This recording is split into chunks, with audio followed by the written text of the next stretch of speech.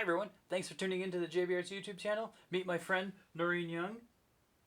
She's the world famous puppet lady. She teaches puppetry, she creates puppets, she's a puppeteer herself. She's been in all sorts of different television shows. Her most famous one was Under the Umbrella Tree. There's Today's Special, Canadian Sesame Street, and a bunch of other things. She creates other puppets for other famous puppeteers like Ronnie Burkett. She's created fantastic character puppets like this one of this handsome devil. Hello, how are you today? Oh, nice to see you. I'm glad you could join in. Yay! All right. So we have a good friendship together. She's created these fantastic puppets for me, and one of them is a bunny rabbit, a pirate or miner kind of character, sort of a rough kind of character, and then we have a monster, a cat or flower, probably one of the most versatile ones of them. Again, they're sort of different templates, and then a fantastic bird puppet. Each one is going to have their own individual video to sort of tutorial, but the first 6 minutes of every video is going to be the same. This introduction, as well as how to sort of glue your puppet together safely, and sort of basic instructions that will apply to all 5 puppets. All right, so this is just the start of them. We've got a few more ideas underway, but we're going to just sort of put out these first 5 and see how they do, and go for there.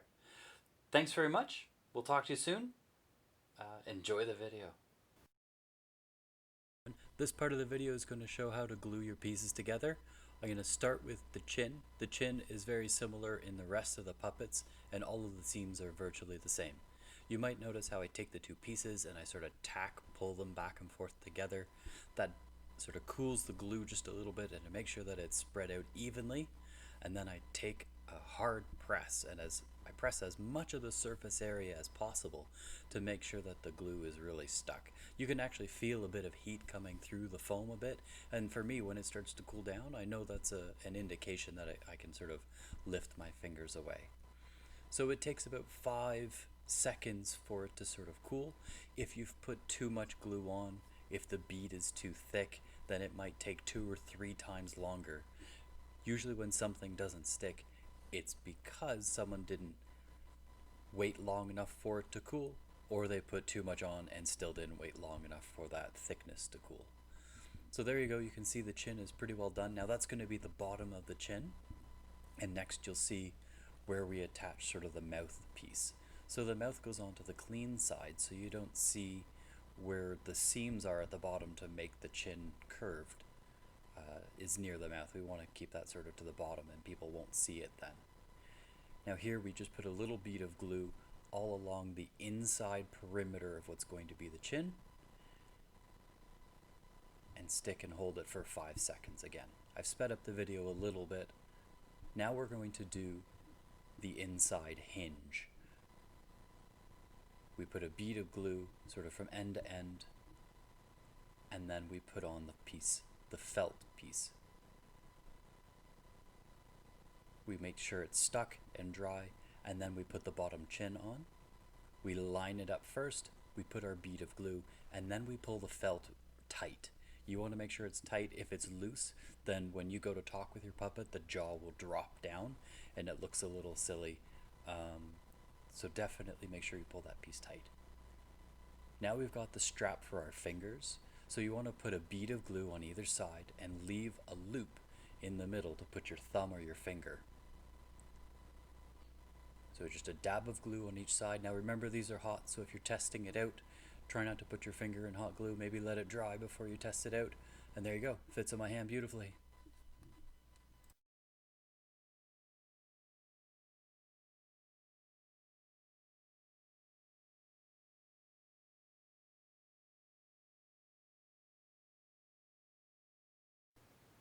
So if you haven't watched the beginning of the video, please go back and do that now. Safety, how to glue things together, how to hold it for 5 seconds, and that sort of thing. So we're going to skip those parts through this video. Right now what we have is flat pieces where we try and shorten the distance to make them more of a rounded curvature. So you can see where we pinched the chin, Now this is the head. We link the two ends together to make sort of a cylinder shape. Now this takes a little longer to sort of pinch together because it's such a large area. I gave it a moment first to let the glue cool, and now we're putting in where the mouth goes. So you can see where there's sort of this funny cutout of the bottom of the foam. The top is sort of perfectly flat or flush. The bottom has this strange sort of cutout, and that cutout part is where you're going to put your cardboard that's going to be the roof of the mouth. And here we've got the chin, where that's going to be sort of where your tongue and such goes. Alright, so next we've got both of our chin and head sort of assembled. We're putting in the hinge so it can talk, but now we need little finger straps, and that'll make it easier to talk with. It stays more firm in your hand and you can get sort of better movement out of it. And primarily that's the base of our puppet. We put on the lid if you want, the top of his head, any kind of nose or whatnot. You might notice the jaw sticks out a little bit further, so I realized one of the eyes was actually the ear. I just kind of grabbed it without thinking. And there we go. I made it so the ears sort of stick out a bit more. The nose was a piece that I sort of folded and glued and then stuck on. Now in the end, I end up ripping all of these features off to do an entirely different puppet. I just wanted to show you sort of the main template.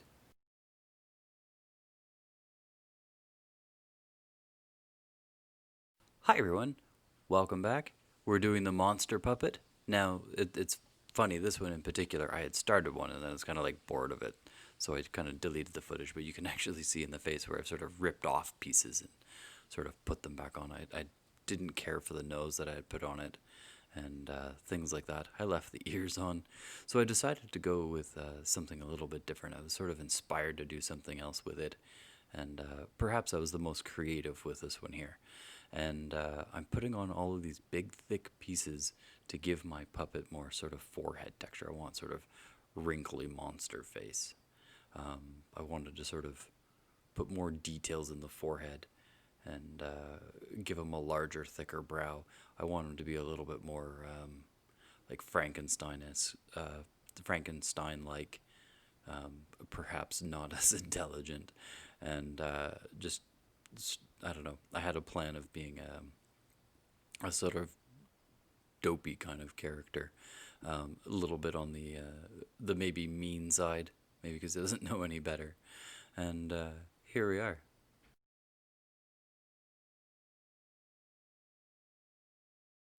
Sort of a big, large lip. Now I happen to have. This would be sort of the one accessory that didn't really come in the kit. I tried it with felt, and the felt seemed a little thick. It didn't take on any of the details of the forehead pieces I put in. So I ended up finding an old tie-dye t-shirt hanging around that I just sort of cut up, and I'll use that as the front surface. So I'm not going to paint a whole lot with this puppet. If you've watched any of their kits, right now we're putting in a piece of felt in where the hinge goes in the mouth, strengthens it up. It tidies the whole area up nicely, so you'll have your puppet for a long time. And you put a large piece in and then cut it down to a smaller one, for those people who haven't seen any of the other videos.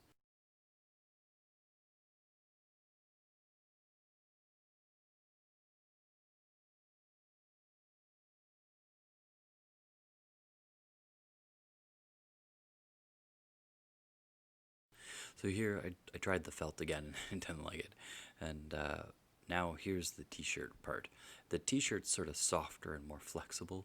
It sort of gets into all the little crevices and stuff that I wanted. So it's just something that I had lying around the house that you might have lying around your house as well. You don't know what kind of other things you could add to your kit. And I had another inspiring idea, but it's a bit of a surprise towards the end of this video. So just trying to start in the middle, tuck it in, glue a bit, tuck a bit more, and keep trying to work it sort of snug so it fits into all the crevices I created with all the foam. And it helps sort of cast little shadows and things, and it gives my puppet character more texture. I think he looks a little bit more sort of mean and perhaps unintelligent. That's sort of what I was going for with this one here, is just sort of a big dopey, dumb monster. Kind of like that character idea.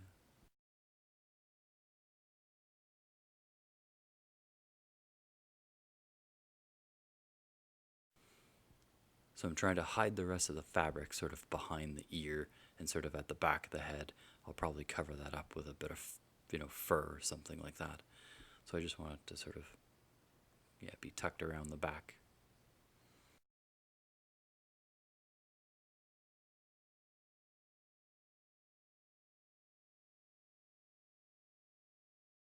So now I put the eyeballs on top, because if they were hidden sort of behind the fabric, they wouldn't be nearly as sort of scary, impressive, or be able to make a connection to.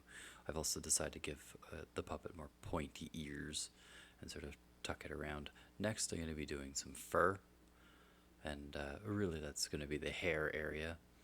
I'm going to put it on the top and sort of around the back. Um, who knows what you're going to get in your kit?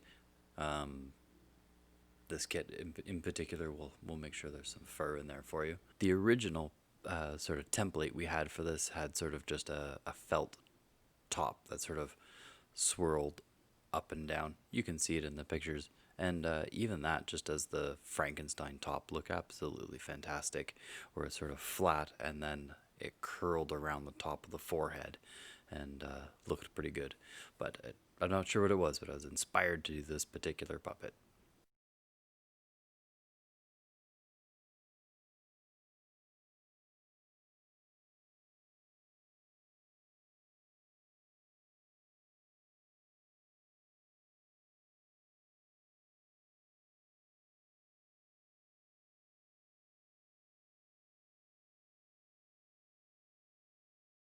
So next we're doing teeth. It's way easier to cut sort of one strip and cut it to look like teeth than to actually sort of cut out each individual tooth and glue them on separately. It's also a lot more durable for the puppet. And it's okay to not have everything sort of symmetrical. You can notice on the teeth on mine, I sort of put them off to the side. Again, makes them a little more derpy. You can see here I'm tucking in the fabric sort of behind the fur and then sort of putting the fur over top, and that's a good place to hide where the two pieces match. All right. Next, we're going to do some painting. In the painting, we want to make sure that we're covering up any of the leftover foam that's sort of left, because that stuff doesn't age very well. The original sort of template foam over time ends up sort of going a kind of yellowy color, and you want to try and protect it and seal it in with paint. So it'll be a lot more durable and look fresher longer. You can also sort of wash the surface of the paint, because the paint sort of fills a bit of the holes in the surface texture of the foam, and then it's easier to wash and clean.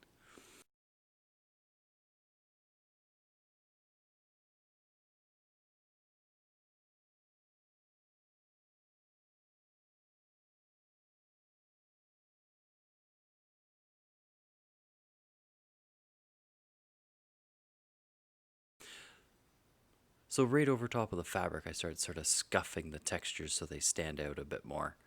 So putting in these pieces here, you want to make sure that you glue your pieces on, and if you're doing it on top of paint, you have to make sure it's 100% dry. And part one is done. We're going to do part two in a second, where I have sort of a creative idea.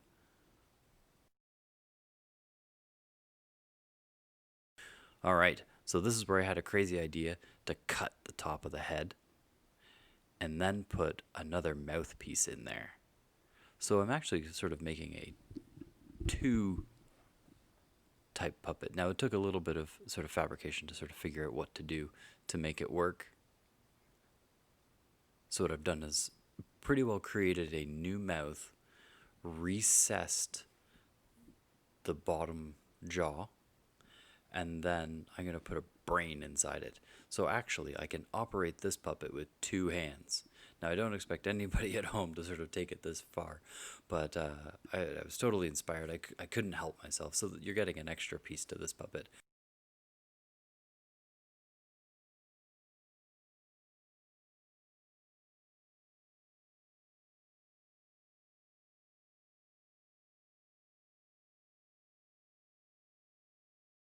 So I put in I stack a bunch of scrap pieces of foam together until I make sort of like a ball shape, and then I just sort of carved it with the scissors.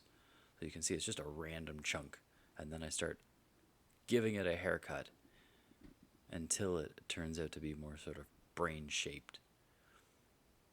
Sort of fold pieces in half to get sort of brain texture, and then I make sure it fits. There we go. Glue it in, paint it up nice. There you go. You can see it opens. So now I can actually talk with his brain and then talk with his mouth. So he can say, really stupid things out his mouth, and then say perhaps smart things out from where his brain is. It's almost like the two parts aren't quite connected. Anyway, I had a lot of fun with this one. So you'll see in a moment why it's so important to sort of wait till your paint dries before you start operating your puppet. I get black all over the brain as I sort of close it as the example. There we go. That's the finished puppet. Open one mouth, and then you can open where the brain is. There you go. That's my puppet. There's the original sort of mock-up ones. These are some other ones that students have done. I absolutely love the little ball one. That one turned out absolutely fantastic. Thanks for watching. Don't forget to like, subscribe, share, and we'll see you on the next video, guys.